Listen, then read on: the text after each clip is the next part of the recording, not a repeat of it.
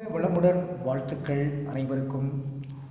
இன்றைக்கி நம்ம பூனைக்காளியும் வயல் சுள்ளியும் பற்றி பார்க்குறோம். அதுக்கு முன்னாடி நம்ம வீடியோவை புதுசாக பார்க்குறவங்க சப்ஸ்கிரைப் பண்ணி சந்தாதாரர்களாக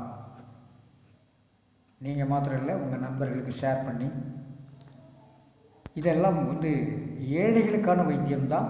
இது பெரிய பணக்காரர்களுக்கு மாத்திரம் அல்ல, இது உங்களை போன்றவர்களுக்குத்தான் என்னுடைய சேவை அதிகமாக இருக்கும். அதனால் மீண்டும் ஒரு முறை புதுசாக பார்க்குறவங்க இந்த சேனலுக்கு சப்போர்ட் பண்ணிக்கோங்க. இப்போ இது ரெண்டு பொடி வச்சுருக்கிறது, ஒன்று வயல் சுள்ளி, இன்னொன்று நாய்க்குருணை. அது ரெண்டும் தான் இங்கே கப்பில் வச்சுருக்கேன். இதை நீங்கள்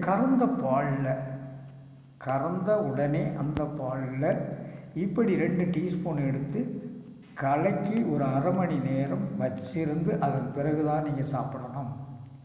அதனால் என்ன குணம் என்பதை நான் இப்போ விரிவாக்கம் சொல்ல விரும்பவில்லை. அதை நீங்கள் அனுபவ ரீதியாக செய்து பார்த்து, ஒரு நாள் செய்து பார்க்கலாமே, ஒன்றும் பெரிய ஒரு விலையெல்லாம் கிடையாது. இப்போ பார்த்தீங்கன்னா நாய்க்குருணைங்கிறது மலையாளத்தில், வயல் சொல்லி இருக்கிறதும் மலையாளத்தில், ஆனால் தமிழில் அதனுடைய பேரை சொல்கிறேன். நீர்முள் விதை, பூனைக்காளி, ரெண்டும் தான், வேறு ஒன்றுமே கிடையாது. கொஞ்சம் போல் நாட்டு சர்க்கரை சேர்த்துக்கிறீங்க. நாட்டு சர்க்கரையே இப்போ உங்களுக்கு இது பண்ணலை, அதுக்கு பதில் தேனை நான் பயன்படுத்திக்கிறேன்.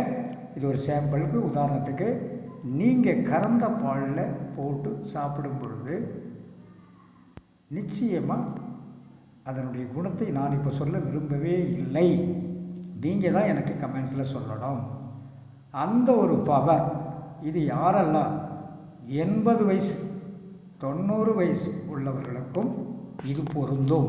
100% உண்மை. இதை ட்ரை பண்ணி பார்த்துட்டு எனக்கு கமெண்ட்ஸ்க்கு வாங்க. நன்றி. மீண்டும் அடுத்த பதிவில்